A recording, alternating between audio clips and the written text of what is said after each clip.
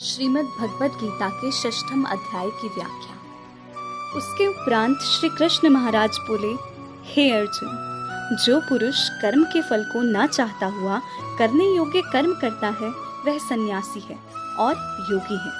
और केवल अग्नि को त्यागने वाला सन्यासी योगी नहीं है, तथा केवल क्रियाओं को त्यागने वाला भी सन्यासी योगी नहीं है। इसलिए हे अर्जुन, जिसको तू सन्यास ऐसा कहते हैं उसी को तू योग जान, क्योंकि संकल्पों को न त्यागने वाला कोई भी पुरुष योगी नहीं होता।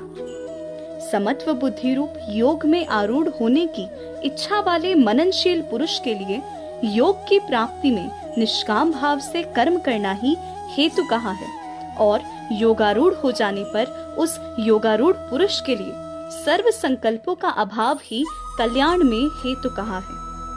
जिस काल में न तो इंद्रियों के भोगों में आसक्त होता है और न कर्मों में ही आसक्त होता है, उस काल में सर्व संकल्पों का त्यागी पुरुष योगारूढ़ हो जाता है। यह योगारूढ़ता कल्याण में हेतु कही है। इसलिए मनुष्य को चाहिए कि अपने द्वारा अपना संसार समुद्र से उद्धार करे और अपने आत्मा को अधोगति में ना पहुंचावे, क्योंकि यह जीवात्मा आप ही तो अपना मित्र है और आप ही अपना शत्रु है, अर्थात न कोई दूसरा शत्रु या मित्र ही है। उस जीवात्मा का तो वह आप ही मित्र है, और जिस जीवात्मा द्वारा मन और इंद्रियों सहित शरीर जीता हुआ है और जिसके द्वारा मन और इंद्रियों सहित शरीर नहीं जीता गया है, उसका वह आप ही शत्रु के सदृश शत्रुता में बरतता है। हे अर्जुन, सर्दी गर्मी और सुख दुख आदिकों में तथा मान और अपमान में जिसके अंतःकरण की वृत्तियां अच्छी प्रकार शांत हैं, अर्थात विकार रहित है, ऐसे स्वाधीन आत्मा वाले पुरुष के ज्ञान में सच्चिदानंद घन परमात्मा सम्यक प्रकार से स्थित है, अर्थात उसके ज्ञान में परमात्मा के सिवा अन्य कुछ है ही नहीं। ज्ञान विज्ञान से तृप्त है अंतःकरण जिसका, और विकार रहित है स्थिति जिसकी, और अच्छी प्रकार जीती हुई है इंद्रियां जिसकी, और समान है मिट्टी पत्थर और सुवर्ण जिसके, वह योगी युक्त अर्थात भगवत की प्राप्ति वाला है, ऐसे कहा जाता है। जो पुरुष सरित मित्र वैरी उदासीन मध्यस्थ द्वेषी और बंधुगणों में तथा धर्मात्माओं में और पापियों में भी समान भाव वाला है, वह अति श्रेष्ठ है। इसलिए उचित है कि जिसका मन और इंद्रियों सहित शरीर जीता हुआ है, ऐसा वासना रहित और संग्रह रहित योगी अकेला ही एकांत स्थान में स्थित हुआ निरंतर आत्मा को परमेश्वर के ध्यान में लगावे। शुद्ध भूमि में कुशा मृगछाला और वस्त्र है ऊपरोपरि जिसके, ऐसे अपने आसन को न अति ऊंचा और न अति नीचा स्थिर स्थापन करके और उस आसन पर बैठकर तथा मन को एकाग्र करके चित्त और इंद्रियों की क्रियाओं को वश में किया हुआ अंतःकरण की शुद्धि के लिए योग का अभ्यास करे। उसकी विधि इस प्रकार है कि काया सिर और ग्रीवा को समान और अचल धारण किए हुए दृढ़ होकर अपनी नासिका के अग्रभाग को देखकर अन्य दिशाओं को न देखता हुआ और ब्रह्मचर्य के व्रत में स्थित हुआ भय रहित तथा अच्छे प्रकार शांत अंतःकरण वाला और सावधान होकर मन को वश में करके मेरे में लगे हुए चित्त वाला और मेरे परायण हुआ स्थित होवे।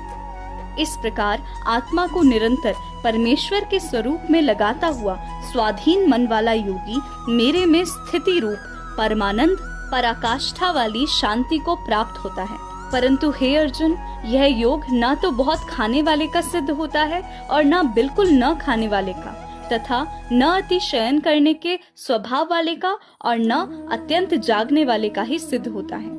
यह दुखों का नाश करने वाला योग तो यथा योग्य आहार और विहार करने वाले का तथा कर्मों में यथा योग्य चेष्टा करने वाले का तथा यथा योग्य शयन करने वाले का तथा जागने वाले का ही स्थित होता है।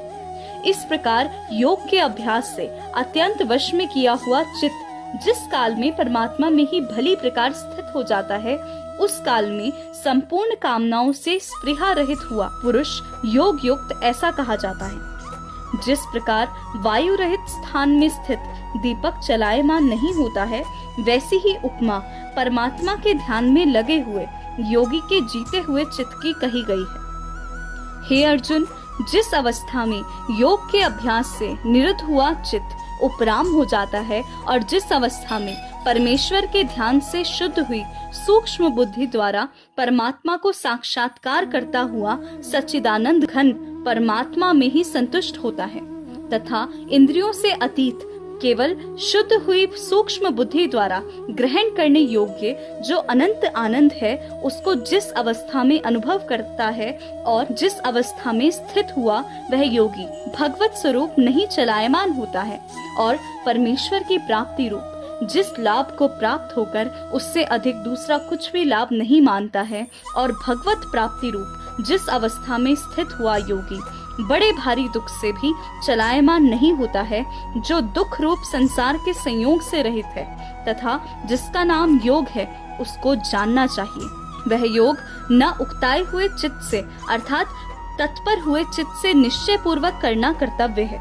इसलिए मनुष्य को चाहिए कि संकल्प से उत्पन्न होने वाली संपूर्ण कामनाओं को निशेषता से अर्थात वासना और आसक्ति रहित त्याग कर और मन के द्वारा इंद्रियों के समुदायों को सब ओर से ही अच्छी प्रकार वश में करके क्रम क्रम से अभ्यास करता हुआ उपरामता को प्राप्त होवे तथा धैर्य युक्त बुद्धि द्वारा मन को परमात्मा में स्थित करके परमात्मा के सिवा और कुछ भी चिंतन न करें। परंतु जिसका मन वश में नहीं किया हुआ हो, उसको चाहिए कि यह स्थिर न रहने वाला और चंचल मन जिस कारण से सांसारिक पदार्थों में विचरता है उससे रोककर बारंबार परमात्मा में ही निरोध करे, क्योंकि जिसका मन अच्छी प्रकार शांत है और जो पाप से रहित है और जिसका रजोगुण शांत हो गया है, ऐसे इस सच्चिदानंद घन ब्रह्म के साथ एक ही भाव हुए योगी को अति उत्तम आनंद प्राप्त होता है। वह पाप रहित योगी इस प्रकार निरंतर आत्मा को परमात्मा में लगाता हुआ सुख पूर्वक पर ब्रह्म परमात्मा की प्राप्ति रूप अनंत आनंद को अनुभव करता है। हे अर्जुन, सर्वव्यापी अनंत चेतन में एक ही भाव से स्थिति रूप योग से युक्त हुए आत्मा वाला तथा सब में समभाव से देखने वाला योगी आत्मा को संपूर्ण भूतों में बर्फ में जल की सदृश व्यापक देखता है और संपूर्ण भूतों को आत्मा में देखता है, अर्थात जैसे स्वप्न से जगा हुआ पुरुष स्वप्न के संसार को अपने अंतर्गत संकल्प के आधार देखता है, वैसे ही वह पुरुष संपूर्ण भूतों को अपने सर्वव्यापी अनंत चेतन आत्मा के अनंत संकल्प के आधार देखता है। जो पुरुष संपूर्ण भूतों में सबके आत्म रूप मुझ वसुदेव को ही व्यापक देखता है और संपूर्ण भूतों को मुझ वसुदेव के अंतर्गत देखता है, उसके लिए मैं अदृश्य नहीं होता हूँ और वह मेरे लिए अदृश्य नहीं होता है, क्योंकि वह मेरे में एक ही भाव से स्थित है। इस प्रकार जो पुरुष एक ही भाव में स्थित हुआ संपूर्ण भूतों में आत्म रूप से स्थित मुझ सच्चिदानंद घन वसुदेव को भजता है, वह योगी सब प्रकार से बरतता हुआ भी मेरे में ही बरतता है, क्योंकि उसके अनुभव में मेरे सिवा अन्य कुछ है ही नहीं। हे अर्जुन, जो योगी अपने सादृश्यता से संपूर्ण भूतों में सम देखता है और सुख अथवा दुख को भी सब में सम देखता है, वह योगी परम श्रेष्ठ माना गया है। इस प्रकार भगवान के वाक्यों को सुनकर अर्जुन बोला, हे मधुसूदन, जो यह ध्यान योग आपने समत्व भाव से कहा है, इसकी मैं मन के चंचल होने से बहुत काल तक ठहरने वाली स्थिति को नहीं देखता हूँ, क्योंकि हे कृष्ण, यह मन बड़ा चंचल है और प्रमथन स्वभाव वाला है तथा बड़ा दृढ़ और बलवान है। इसलिए इसका वश में करना मैं वायु की भांति अति दुष्कर मानता हूँ। इस प्रकार अर्जुन के पूछने पर श्री कृष्ण महाराज बोले, हे महाबाहु, निसंदेह मन चंचल और कठिनता से वश में होने वाला है, परंतु हे कुंती पुत्र अर्जुन, अभ्यास तथा स्थिति के लिए बारंबार यत्न करने से तथा वैराग्य से वश में होता है। इसलिए इसको अवश्य वश में करना चाहिए, क्योंकि मन को वश में करने वाले पुरुष द्वारा योग दुष्प्राप्य है, अर्थात प्राप्त होना कठिन है, और स्वाधीन मन वाले प्रयत्नशील पुरुष द्वारा साधन करने से प्राप्त होना सहज है। यह मेरा मत है। इस पर अर्जुन बोले, हे कृष्ण, योग से चलायमान हो गया है मन जिसका, ऐसा शिथिल यत्न वाला श्रद्धा युक्त पुरुष योग की स्थिति को अर्थात भगवत साक्षात्कारता को ना प्राप्त होकर किस गति को प्राप्त होता है? हे महाबाहो, क्या यह भगवत प्राप्ति के मार्ग में मोहित हुआ आश्चर्य रहित पुरुष छिन्न भिन्न बादल की भांति दोनों ओर से अर्थात भगवत प्राप्ति और सांसारिक भोगों से भ्रष्ट हुआ नष्ट तो नहीं हो जाता? हे कृष्ण, मेरे इस संशय को संपूर्णता से छेदन करने के लिए आप ही योग्य हैं, क्योंकि आपके सिवा दूसरा इस संशय का छेदन करने वाला मिलना संभव नहीं है। इस प्रकार अर्जुन के पूछने पर श्री कृष्ण महाराज बोले, हे पार्थ, उस पुरुष का न तो इस लोक में और न परलोक में ही नाश होता है, क्योंकि हे प्यारे, कोई भी शुभ कर्म करने वाला अर्थात भगवत अर्थ कर्म करने वाला दुर्गति को प्राप्त नहीं होता, किंतु वह योग भ्रष्ट पुरुष पुण्यवानों के लोकों को अर्थात स्वर्गादिक उत्तम लोकों को प्राप्त होकर उनमें बहुत वर्षों तक वास करके शुद्ध आचरण वाले श्रीमान पुरुषों के घर में जन्म लेता है, अथवा वैराग्यवान पुरुष उन लोकों में न जाकर ज्ञानवान योगियों के ही कुल में जन्म लेता है। परंतु इस प्रकार का जो यह जन्म है सो संसार में निस्संदेह अति दुर्लभ है।